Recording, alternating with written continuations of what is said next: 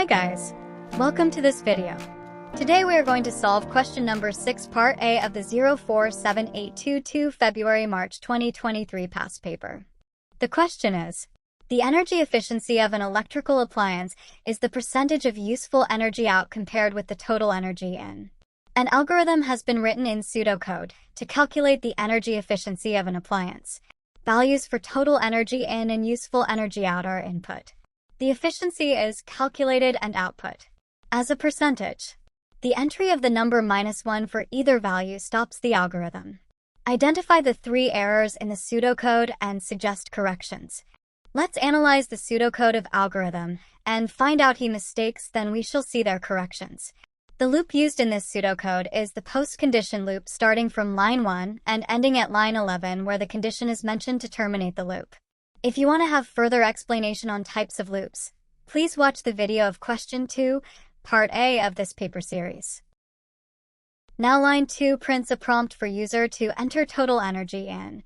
At line 3, it takes the input and stores it in a variable. At line 4 again, it prints a prompt for user to enter useful energy out. At line 5, it should take the input from user for useful energy out, but it's using output statement, which is a mistake. Great.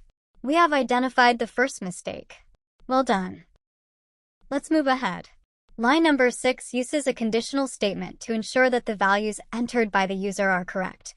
However, if you look closely, you'll notice that the variable name for useful energy out is incorrect.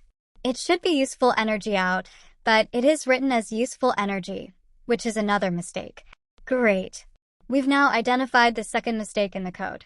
Wow. Line number 7 is part of the if statement. Line number 8 is calculating the efficiency by taking the percentage gain we have for out per over the input energy and storing it in a variable. Line 9 is just printing the efficiency. Line 10 is just part of if statement and determines the end of if statement block. Now line number 11, which holds the condition of the loop to stop it. The condition in the until statement on this line is incorrect. The logic should stop the loop when either of the inputs is -1. But it's currently using not equal to -1, which is another mistake. Excellent! We have identified all the 3 mistakes in the pseudocode. As we have identified all the mistakes, we can format our answer like below. Wonderful, guys! We together have answered this question to grab the full marks. Cheers! Thank you for watching. Please like, share, and subscribe. See you in the next video. Have a nice day.